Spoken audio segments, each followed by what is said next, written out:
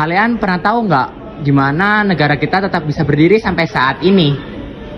Padahal kita udah ngelewatin berbagai masa penjajahan, masa krisis, pergantian pemimpin, dan pergantian pemerintahan. Dan ya, salah satu jawabannya adalah di satu hal penting, yaitu Undang-Undang Dasar Negara Republik Indonesia 1945. UUD 1945 ibarat fondasi utama bagi negara kita ini. Karena dari sinilah aturan, sistem pemerintahan, dan arah bangsa kita ditentukan. Undang-undang bukan sekedar pasal maupun ayat, tapi tentang cerminan kemerdekaan dan cita-cita bangsa yang terus kita jaga sampai hari ini. Perjalanan panjang itulah yang kita sebut sebagai periodisasi undang-undang. Setelah Indonesia merdeka pada tanggal 18 Agustus 1945, PPKI langsung nentuin UUD sebagai dasar negara Indonesia yang pertama. Nah, pada saat itu, Indonesia masih menggunakan sistem presidensial atau presiden masih punya peran besar. Tapi karena masih masa perjuangan dan situasi masih belum stabil, jadi aturan yang ada di dalam UUD masih belum bisa berjalan dengan sepenuhnya. Tapi satu hal yang pasti, semangat buat merdeka dan berdiri sendiri udah berkobar banget di masa itu. Pada tahun 1949, setelah Belanda mengakui kedaulatan Indonesia, bentuk negara kita berubah menjadi Republik Indonesia Serikat atau RIS. Nah, otomatis dari itu, konstitusinya juga berubah menjadi Konstitusi RIS 1949. Tapi ternyata sistem serikat ini malah bikin warga negara kita nggak nyaman. Mereka pengen balik lagi menjadi negara kesatuan, satu bangsa, satu dasar, dan satu bendera. Akhirnya, pada tanggal 17 Agustus 1950, Indonesia menjadi negara kesatuan dan mulai memakai UUDS atau Undang-Undang Dasar Sementara 1950. Namun, karena kabinet yang sering berganti, pemerintahan yang tidak stabil memunculkan keinginan untuk kembali ke UUD 1945. Sampai akhirnya di tanggal 5 Juli 1959, Presiden Soekarno mengeluarkan dekret presiden yang isinya Indonesia balik lagi ke Undang-Undang Dasar 1945. Sejak saat itu, Undang-Undang Dasar 1945 resmi berlaku lagi nih sampai sekarang. Tidak hanya berhenti di situ, di era reformasi pada tahun 1998, Undang-Undang Dasar 1945 tidak diganti, melainkan disempurnakan melalui 4 kali amandemen. Melalui 4 kali amandemen pada tahun 1999, tahun 2000, tahun 2001, dan tahun 2002, Undang-Undang Dasar 1945 jadi lebih demokratis dan lebih relevan untuk zaman sekarang. Seperti ada tambahan tentang hak asasi manusia, pembentukan DPD, dan peraturan jabatan presiden agar kekuasaan tidak disalahgunakan. Dengan panjang itu, kita bisa lihat satu hal, Indonesia selalu belajar. Belajar dari masa sulit, dari kesalahan, dan dari perubahan. Dan UUD 1945 itu selalu jadi pegangan untuk ngadepinnya.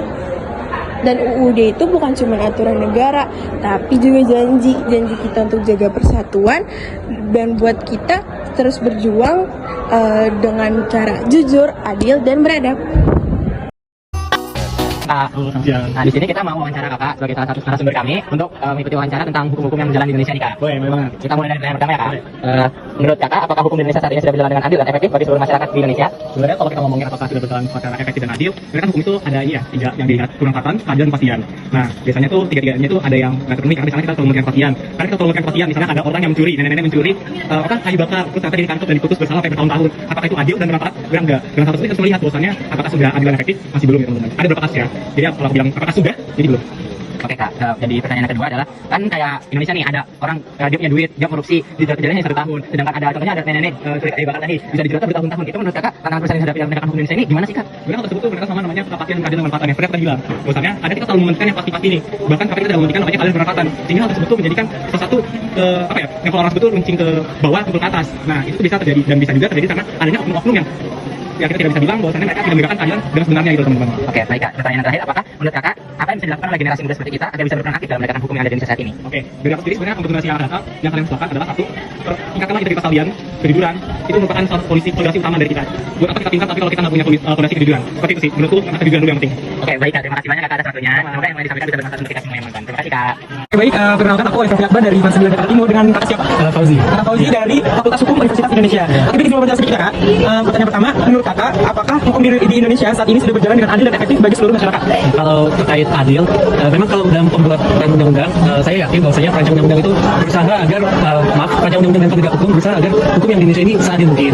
Tapi kalau ditanya secara efektif, sepertinya melihat banyaknya kasus yang lama penyelesaiannya dan mungkin ada beberapa perkara yang tidak selesai tanda kutip, itu menunjukkan bahwasanya dalam praktik ya ada kemungkinan besar hukum di Indonesia itu tidak seadil dan tidak seefektif yang dirancang seharusnya. Itu sih menurut saya. Oke, baik.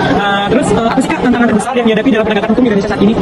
Tantangan terbesarnya lebih kepada Indonesia kan merupakan negara yang berbagai macam orang di dalamnya, berbagai macam suku dan budaya gitu. Sehingga tantangan terbesarnya adalah pada kondisi-kondisinya tuh berbagai macam dan kondisi-kondisi tersebut tidak mudah diselesaikan. Jadi misalkan dalam rancangan seperti ini seharusnya seperti ini, tapi pada praktiknya karena ada faktor-faktor tertentu yang berbeda-beda di tiap daerah mengakibatkan tidak berjalan dengan optimal.